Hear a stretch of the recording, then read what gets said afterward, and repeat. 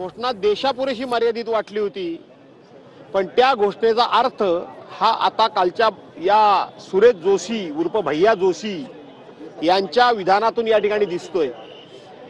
तिथं त्यावेळेला धर्मा भांडणं लावायची आणि इथं मराठी विरुद्ध गुजराती, मराठी विरुद्ध जैन, मराठी विरुद्ध शीख, मराठी विरुद्ध बौद्ध, याचा अर्थ मुंबई में भाषा बटाने का काम और एक दूसरे को बटाने का काम और एक दूसरे को कटाने का काम, इनके मन में ये पाप है।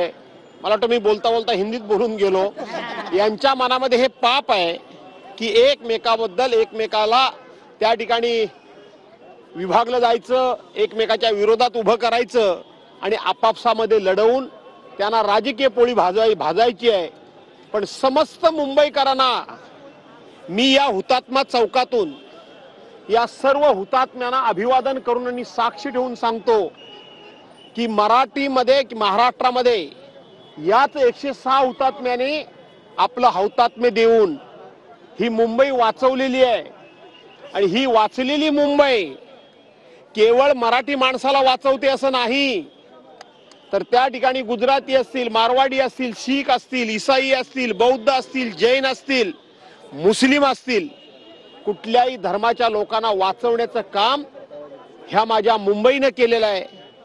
आणि ती मुंबई आईच्या मायेनं सगळ्या जाती धर्माच्या लोकांच्याकडे बघतेय आणि त्या आईच्या मायेनं बघणाऱ्या मुंबईला प्रबोधनकार ठाकरेंपासून हिंदू हृदय सम्राट शिवसेना प्रमुख मान्य बाळासाहेब ठाकरेंपासून तर आज उद्धव बाळासाहेब ठाकरे ते आदित्य उद्धव ठाकरे या पिढ्या ही मुंबई महाराष्ट्रामध्ये राहावी, ही मुंबई मराठी माणसाकडे राहावी आणि या मुंबईनं सगळ्या जाती धर्माची आईची भूमिका बजवावी याकरता आपल्या जीवाची बाजी लावतायत।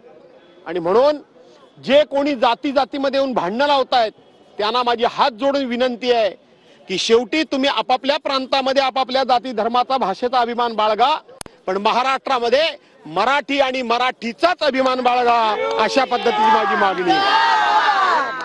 राज ठाकरेंनी देखील निषेध व्यक्त केलाय, त्यांनी असं देखील म्हणत आहेत का मुंबई महापालिका तेच तर विस्तारून मी सांगितलं ना, तेच विस्तारून सांगितलं व्यक्त केलाय। ते म्हणजे ज्या राज्यामध्ये ब्रिटिश होते त्यांना देखील माहिती आहे की मुंबईमध्ये कोणती भाषा चालते, त्या जोशी बुवांना माहिती नाही का मुंबईमध्ये कोणती भाषा। म्हणून मी सांगितलं ना, ते लाख आपसामध्ये भांडणं लावत असतील, पण आम्ही भाषेमध्ये अंतर निर्माण करू देता कामा नये।